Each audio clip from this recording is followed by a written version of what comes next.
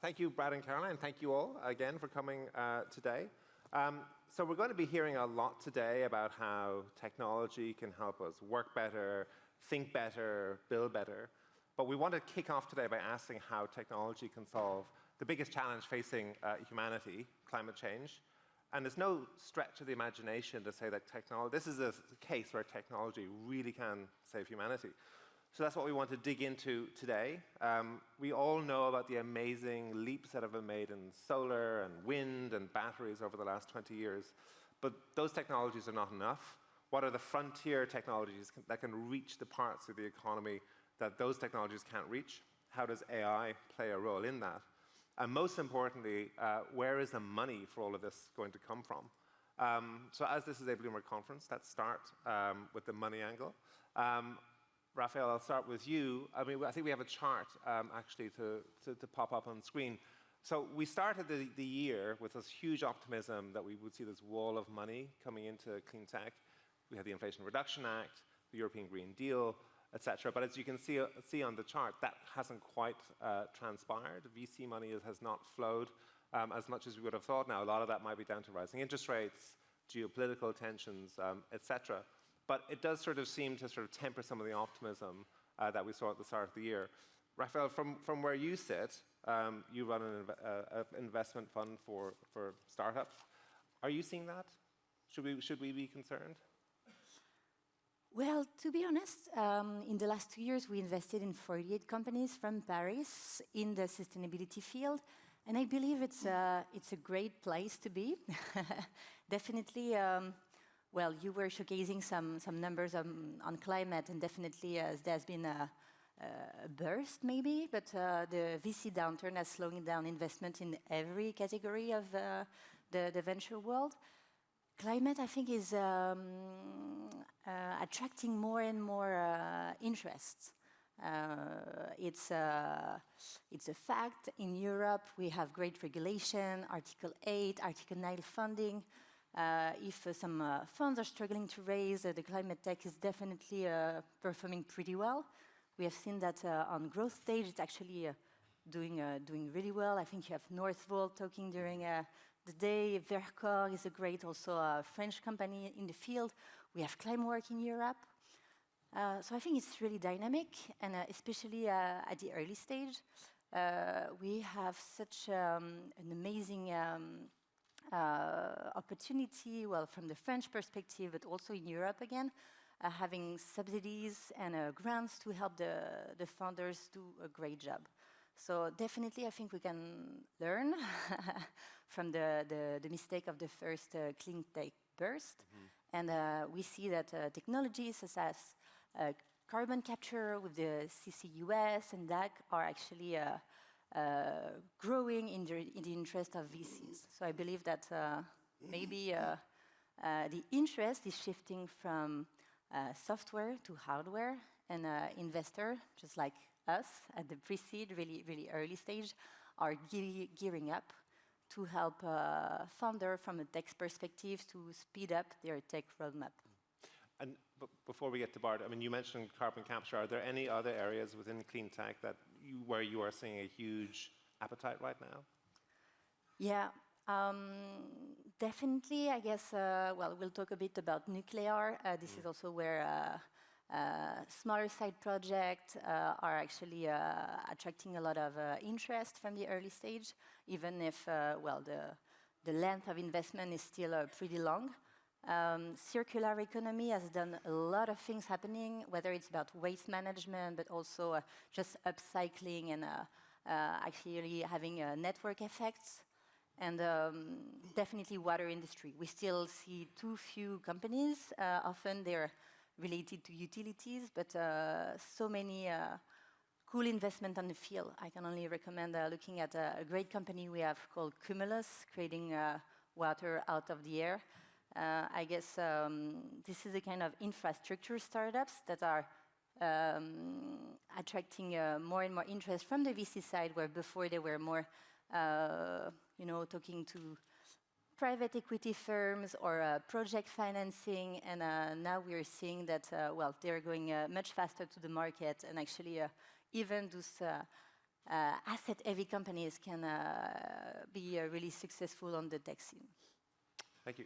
Bart, let me turn to you. We're going to talk, you're chairman of one of the most interesting nuclear fusion companies around, and we'll get into the technology of that in a moment. But you describe yourself as a geek-turned-business guy. I think you said you've launched 6 companies or so.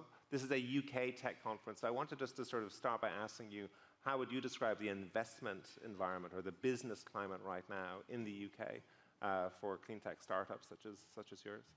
Yeah, and so maybe I relate specifically to fusion. So the UK, of course, has had a very prominent role in fusion in the past decade. So there's at Cullen, the UK AEA, Atomic Energy Authority, has a facility called the Joint European Torus, which is the origin of what is now being built in the south of France of ITER. So it's got a very, very strong legacy in nuclear fusion. Now, all of that has been magnetically confined fusion, the picture everyone has seen. If you've seen the movie Passengers, right? It's like the donut-shaped thing that goes around. And I think there's a new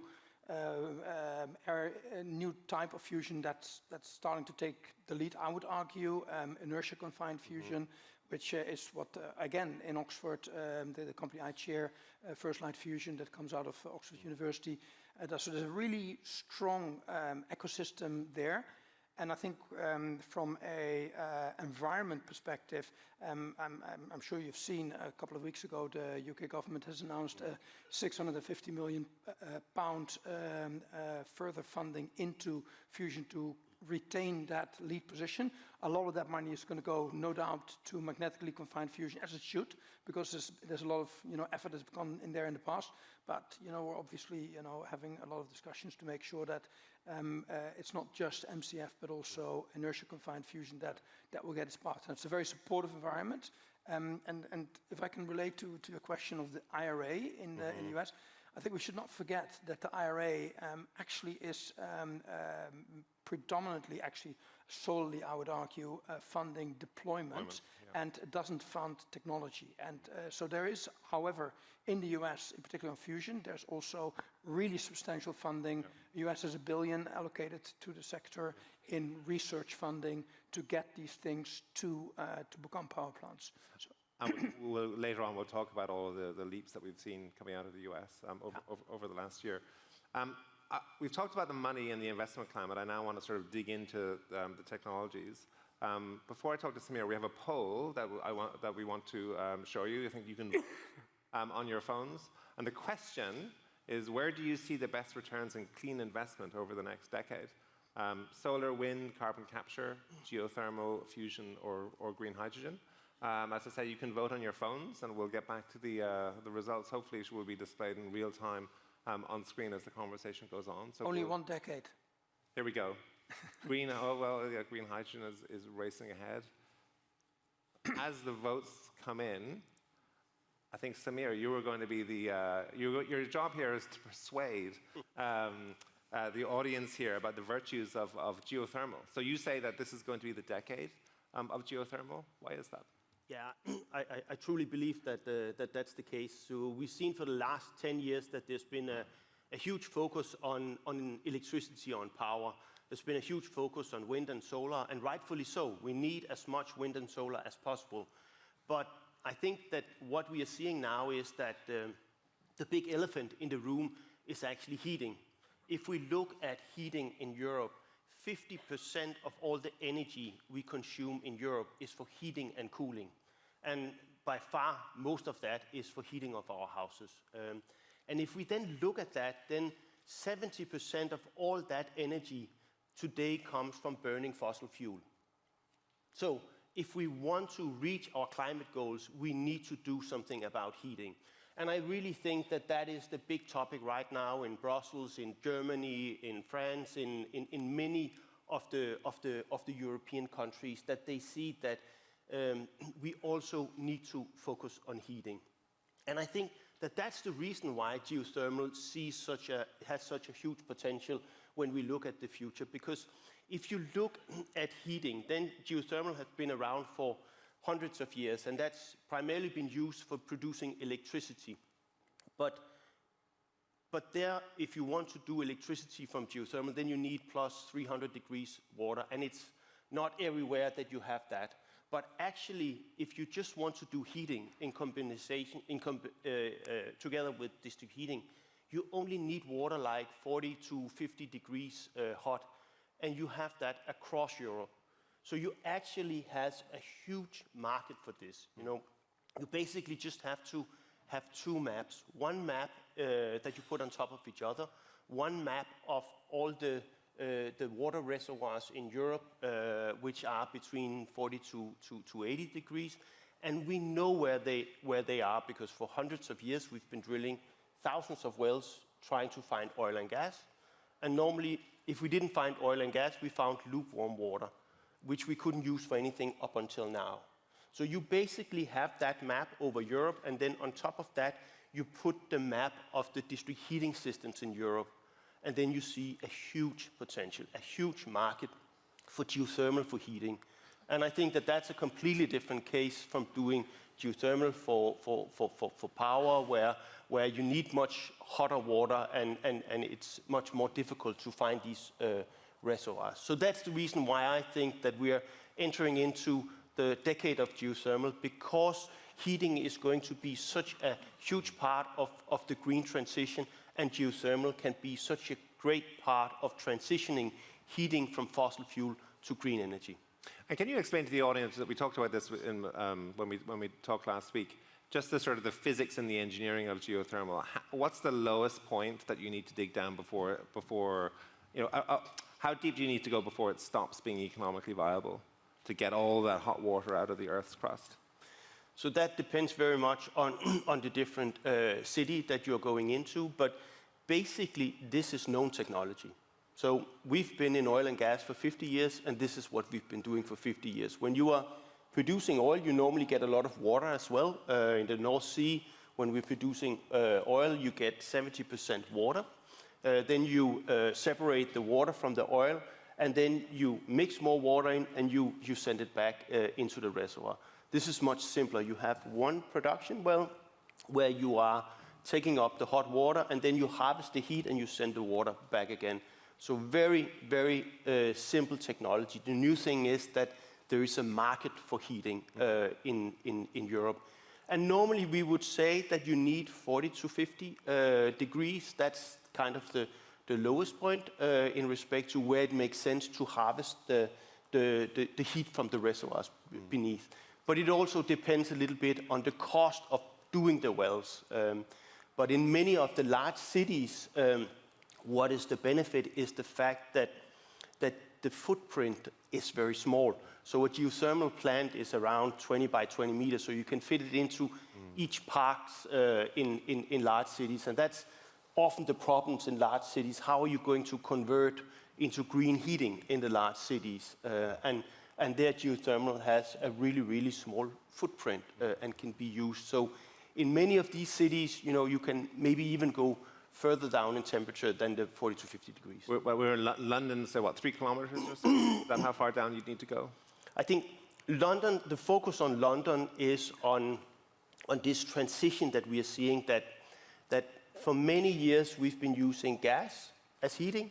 So nobody have really thought about it, because you have these gas pipelines, and we've had for many years had cheap gas from Russia, and that time is over now, and we need to find a different way to heat our houses and cities by burning gas.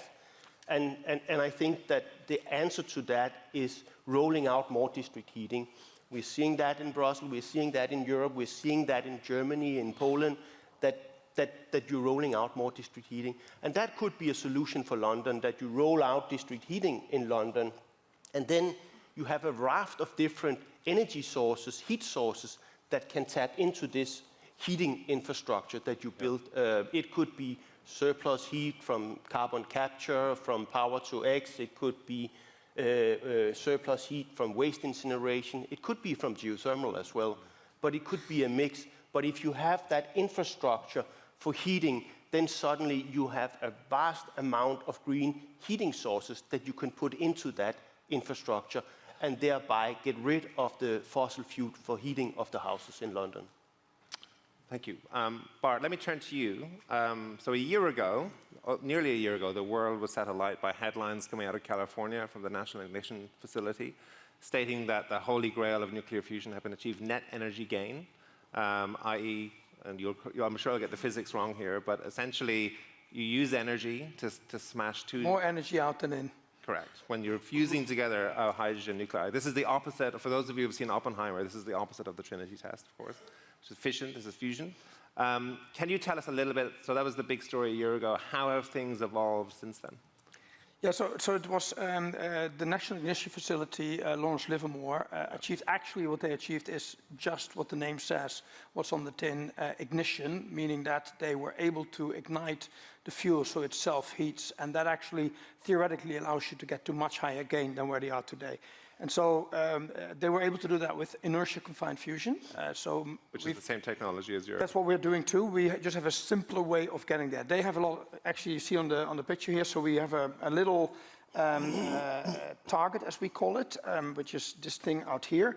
And then we fire a projectile at it from one direction. This is, so anyone that wants to see it in real life, find me for a coffee and I'll show you. And what we do is we then wrap that pressure that we create around a fuel capsule, the identical fuel capsule that's used at Lawrence Livermore, and we make that collapse. And then when you collapse it, you get huge pressure, and then you create the energy that creates that reaction, and that NIF has now shown can actually create what's called ignition, so that the fuel in itself starts to burn. Fuel burn is also what people call it. That's the first time we've done ignition with fusion for energy generation. Obviously, we've seen ignition in fusion in different applications, right, in weapons applications. But and magnetically confined fusion is at this point at 0.7x in terms of gain. The Lawrence Livermore guys, they've repeated that experiment and of course are climbing up the ladder. So they're at 1.9 times now with ignition shown. So my bet, which I became part of First Light 7 years ago, so my bet was 7 years ago, was that inertia-confined fusion was going to win the day, and at least I think today it looks very promising. Now what we, I think as this country, and I consider myself from this perspective to be part of this country, we need to make sure that we don't let the Americans eat our lunch here, because they actually spent $4 billion on a facility in Lawrence Livermore. They have Sandia Labs just down the road, which is also working on inertia-confined fusion, whereas actually the private company that's the lead by far is First Light Fusion in Oxford. So I think we've got a real opportunity to not just be the leader in magnetically confined fusion, which I think the UK is, but also remain, from a private company perspective, the lead in inertia-confined fusion. That's what we're fighting to make happen. And of course, this has been one of the most exciting developments in physics and energy of the last... Totally. The geek in me loves it. Exactly. But can you talk to us a little bit... Didn't study physics for no reason, after all. Can you talk to us about the roadmap to commercial deployment? Of course, it's one thing being able to prove you can do this in the lab. Yeah, if you saw that, different story. Yeah. So when you get the physics of fusion to work, so you get the energy coming out, and again, let's also be super honest about that and transparent. So we're talking about gain at a fuel level. So we're not talking about the efficiency of, in our case, launching a projectile. In the case of Lawrence Livermore, firing. And I was there 3 weeks ago, and I walked the facility with Ed Moses, the guy that actually built it. And there's 192 lasers. It's 5 American football fields in size, cost $4 billion to build, and so it's beyond imagination. Then you go to First Light in Oxford. It's still, it's not like my work shed, which I'm very proud of too, by the way. But so it's a lot more complex than that. But it's nowhere near the complexity of what they are doing there. So that I think is where we have a real advantage. It's a much simpler technology, and that also allows us to take it into a power plant in a much simpler way. Because instead of coming at it from 192 different angles to get that spherical implosion that you need to have, we actually come at it from one angle, and then what we do is we are able to wrap that shockwave around the fuel capsule and make it implode as if there was a spherical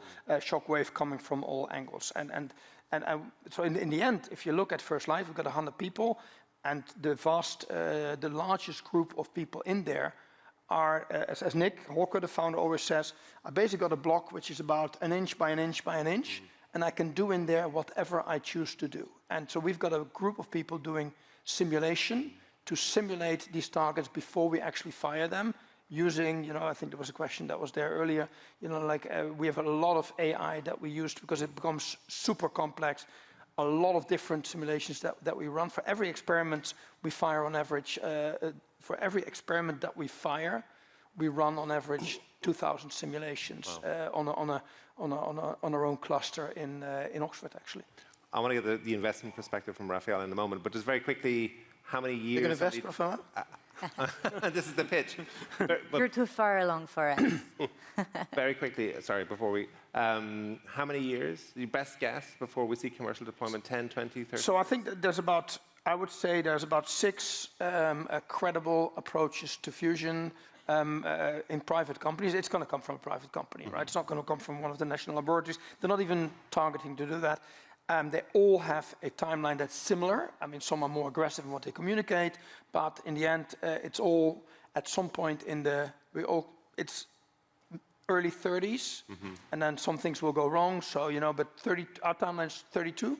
We'll have the first power plant on the grid, which is going to generate, you can charge your iPhone with energy coming from fusion.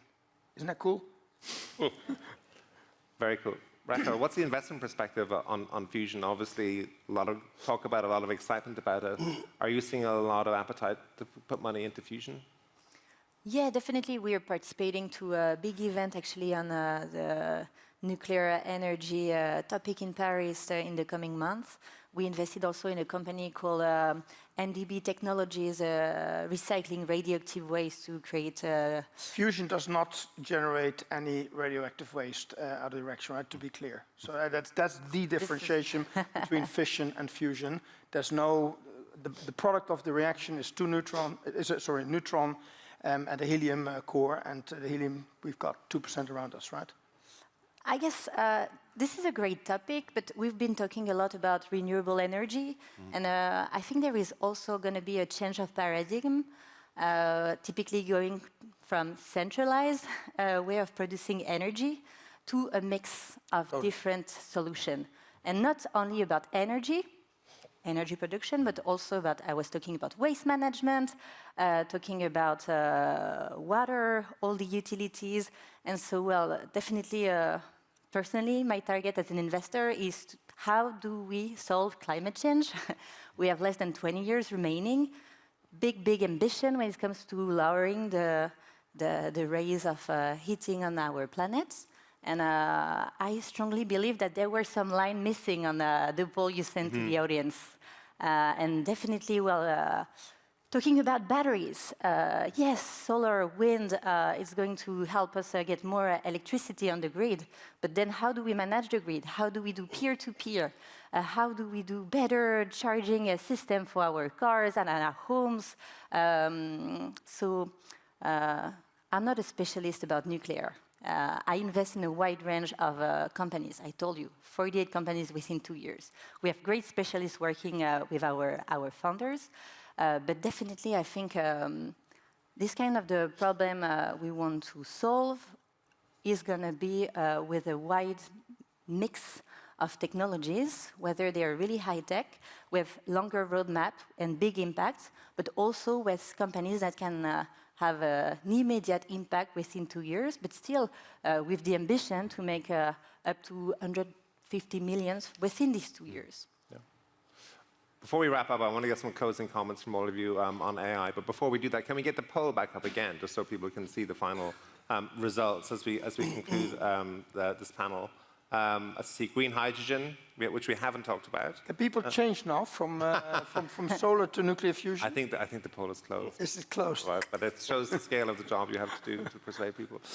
Samir, can I very quickly, AI, there's going to be a lot of talk about that here today, in terms of your work in clean tech. What sort of action points, what sort of use cases do you see for the technology? Yeah.